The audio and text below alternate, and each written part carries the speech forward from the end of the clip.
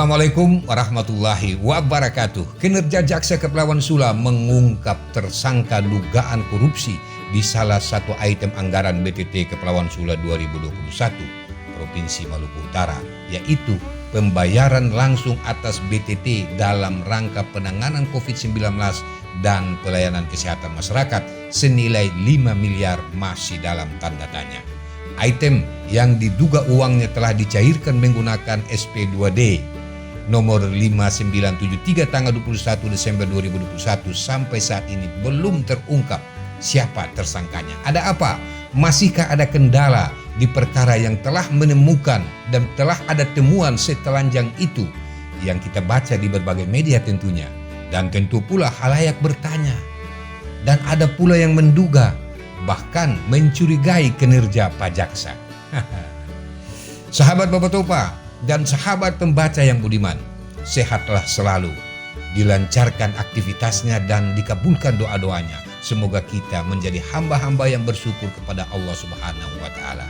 Kali ini kita akan mencoba membaca beberapa media dan memberikan respon serta menduga-duga penyebab lambatnya proses dugaan hukum korupsi di BTT Kepulauan Sula. Oke, kita membaca. Tapi tunggu dulu. Subscribe ke belum? Dan bagi Anda yang baru menemukan kanal ini, silahkanlah subscribe. Dan terima kasih yang sudah tergabung. Biar tidak ketinggalan konten membaca berita ala Baba Topa. Ayo kita mulai.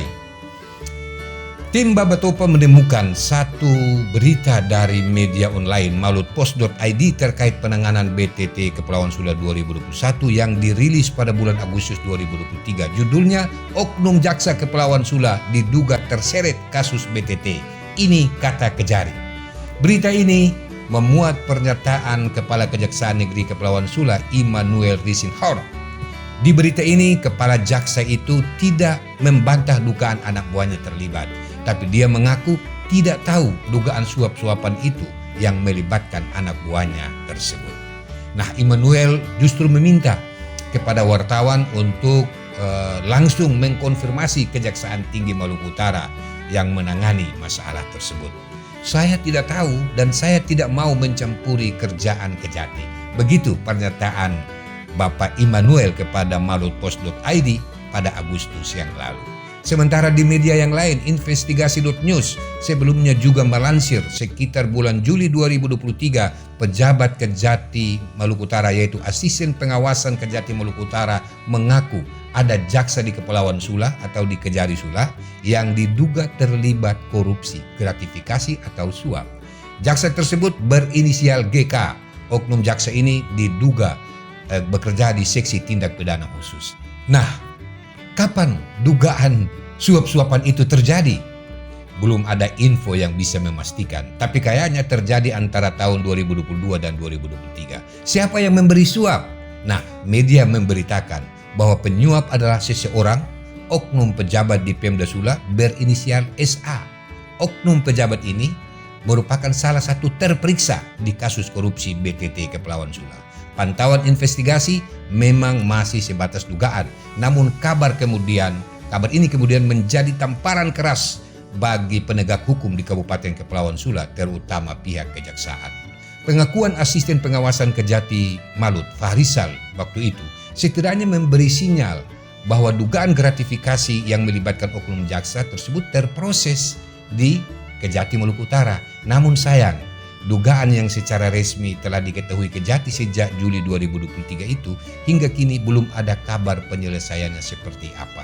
Jika seperti ini memang informasinya, tentu akan mengundang pendapat dan penilaian beragam. Juga curiga, jangan-jangan, bye-bye ke mongsu, su kasih kabur air, dan macam-macam orang bilang, terutama kelompok aktivis yang selama ini menuntut tegaknya hukum korupsi di daerah dan bangsa.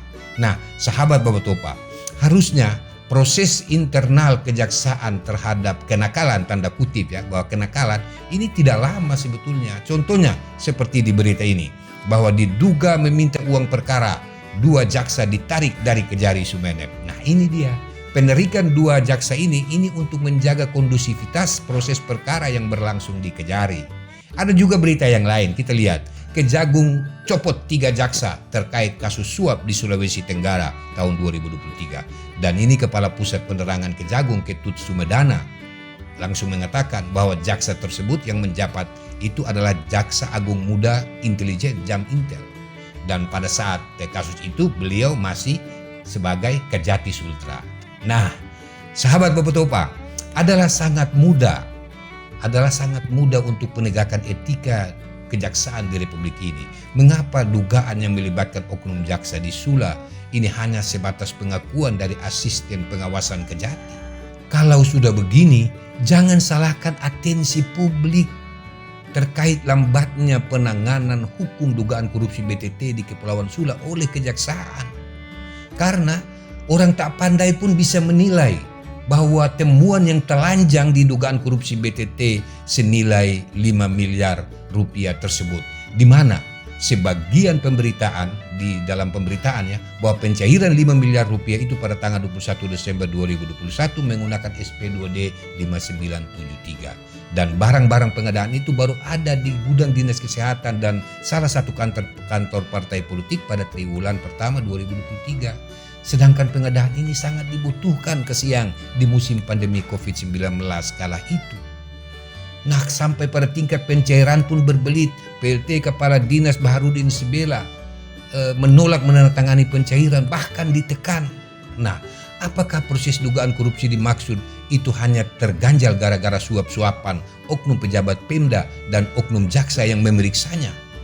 Lantas kemudian dugaan ini diketahui oleh pihak Kejaksaan Tinggi namun belum ada info penyelesaian internal seperti apa? Apakah ini hanya sebatas tahu saja? Dugaan gratifikasi terkait proses hukum dugaan korupsi yang melibatkan penyidik. Pak Kejati, dengarkanlah.